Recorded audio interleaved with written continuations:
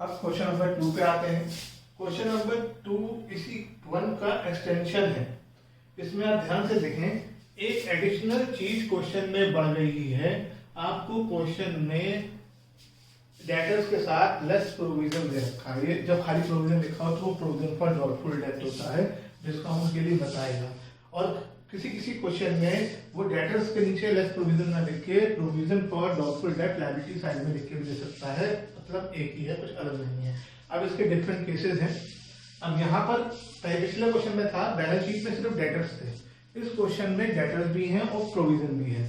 तो पहला पार्ट मैं जनरल एंट्री कर रहे हैं, फॉर्मेट नहीं बना रहा हूँ, आप फॉर्मेट बना के कर देना। फॉर्मेट बनाओगे और डेट कॉलम में एबीसीडी डालता है ना, सबके लिए कॉमन फॉर्मेट हो जाएगा सभी पार्ट्स के लिए। पहला पार्ट कहता है कि प्रोविजन फॉर डाउटफुल जो है वो मेंटेन किया जाएगा 6% का। डेटर्स का 6% होना चाहिए प्रोविजन फॉर डाउटफुल डेट। तो अब पिछले क्वेश्चन में तो जब पहले से प्रोविजन था ही, तो हमने जितना था हमने कहा बढ़ रहा है, लेकिन यहाँ पर तो पहले से भी प्रोविजन है, तो 6% होना चाहिए। तो पहले हम निकालेंगे कि कितना 6% किसका, 6% किस चीज का निकालेंगे, तो 6% डेटर्स का निकालेंगे। अब डेटर्स को देखेंगे तो दो अमाउंट है 20,000 और 19,000। तो डेटर्स है कितने, डेटर्स 20,000 है, 19,000 नहीं। मैंने अभी आपको बताया ना, प्रोविजन आप लेफ्ट में भी ले सकते हो। प्रोविजन तो है शायद डूब जाएगा, यानी हो सकता है कोई ना डूबे, तो इसका मतलब इन 20,000 से 20,000 मुझे मिलेगा, तो डेटर्स 20,000 है। तो 6% निकलेगा, तो डेटर्स 20,000 का 6% आएगा 1,200। तो पिछले क्वेश्चन में पहले से प्रोविजन था नहीं, तो हम कह रहे थे प्रोविजन आ गया, लायबिलिटी बढ़ गई, क्रेडिट कर दो। लेकिन यहाँ पर पहले से प्रोविजन है, तो क्या मुझे प्रोविजन कर देना है 1200। तो अब मुझे देखना है कि पहले कितना था और मुझे बढ़ाना है कि कम करना है। तो प्रोविजन देखो पहले कितना था, पहले का मतलब जो बैलेंस शीट में था 1000 और हमें करना है 1200। क्या करना है, 200 रुपीज से बढ़ा देना है। प्रोविजन क्या हुआ हमारे लिए, लायबिलिटी को बढ़ाना हो तो उसे क्रेडिट करते हैं। तो provision for doubtful debt account कितना बढ़ाना है, 200 से क्रेडिट हो जाएगा और डेबिट में आ जाएगा रिवैल्यूएशन अकाउंट। नरेशन का लिखेंगे, बहुत ज्यादा लिखने की जरूरत नहीं है।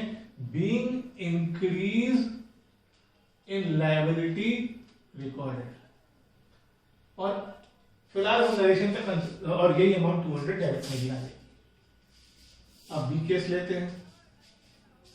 Provision for doubtful debt is to be maintained at 3%। अब वो कह रहा है 3% होना चाहिए। अब ए पार्ट खत्म हो गया, 3% किसका, वही 20,000 का। कितना आएगा 600।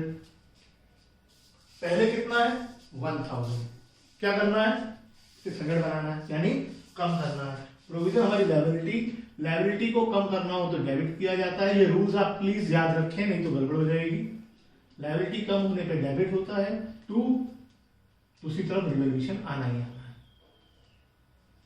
कितना कम करना है 400। Being decrease in liability recorded. C part देखते हैं। Provision for doubtful debt is to be increased to 1100। ऐसा क्वेश्चन हमने पहले नहीं डिस्कस किया।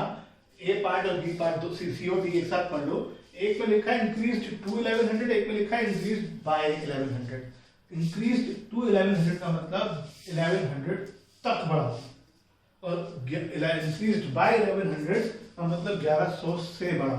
जितना भी है पहले उसमें प्लस 1100 कर दो, बाय का मतलब, और टू का मतलब हुआ जितना भी है इक्वल्स टू के बाद 1100 आएगा। अब पहले कितना था 1000, हमें कितना चाहिए 1100। क्या कितना बढ़ाना है 100 रुपीज। तो एंट्री 100 रुपीज की होगी, और क्योंकि बढ़ाना है तो प्रोविजन क्रेडिट हो जाएगा। प्रोविजन फॉर डाउटफुल डेट कितने रुपीज से 100 रुपीज से, और डेबिट में क्या आ जाएगा रिवैल्यूएशन आ जाएगा।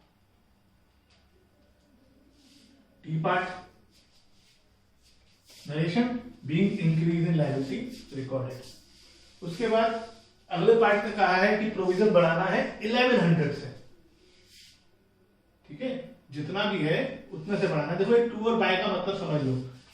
ओल्ड प्रोविजन है, जब वो कहता है इंक्रीज्ड टू, इंक्रीज होता प्लस, टू का मतलब वो कह रहा है कि यहाँ 1100 होना चाहिए। और जब वो कहता है इंक्रीज्ड बाय, यहाँ 1100 होना चाहिए। और हम एंट्री हमेशा इस अमाउंट से करते हैं रिवॉल्यूशन में। तो पहले वाले पार्ट में यहाँ पर आया 100, दूसरे वाले पार्ट में आया है 1100। हमें प्रोविजन बढ़ाना है तो क्रेडिट कर देंगे और रिवॉल्यूशन डेबिट हो जाएगा।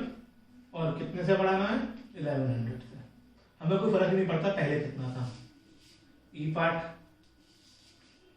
पार्ट में कहा है कि provision for bad debt is found in excess of 250।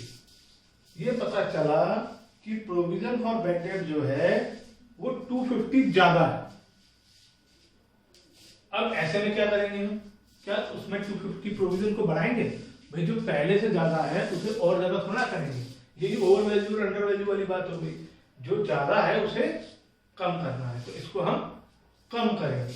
तो प्रोविजन को कम करेंगे, इसलिए प्रोविजन हो जाएगा डेबिट। क्यों डेबिट हो जाएगा? क्योंकि लायबिलिटी जब भी कम होती है तो डेबिट की जाती है। कितना कम करना है? 250। कितना हो जाएगा? अपोजिट साइड में क्या आ जाएगा? रिवैल्यूएशन। अब last part, sorry next part, F part. All debtors are good. All debtors are good क्या मतलब हुआ इसका? इसका मतलब ये हुआ कि हमारे पैसे डूब ही नहीं सकते।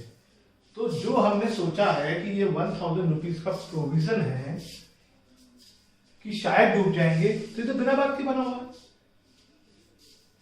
तो जब पैसा डूब ही नहीं सकता, क्वेश्चन में कह दिया कि हाँ सारे डेटर बहुत अच्छे हैं, तो इसका मतलब ये प्रोविजन हमने यूजर्सली बनाया है।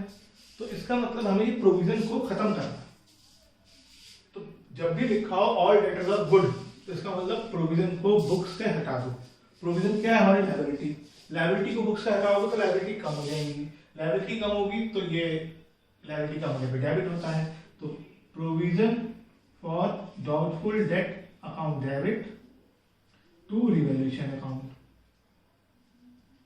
कितनी कम होगी? 1000। आज समझ आए? जब भी क्वेश्चन में लिखा है ऑल डेटर्स आर गुड, इसका मतलब हमें प्रोविजन की कोई जरूरत नहीं है। ऐसे में प्रोविजन को 0 कर देना है। और कई बार क्वेश्चन हो सकता है ये भी लिखा हो नो प्रोविजन रिक्वायर्ड, वो तो खैर सीधे लिखा ही है, लेकिन जब ऑल डेटर्स गुड लिखा है तो इसका मतलब भी नो प्रोविजन रिक्वायर्ड होता है।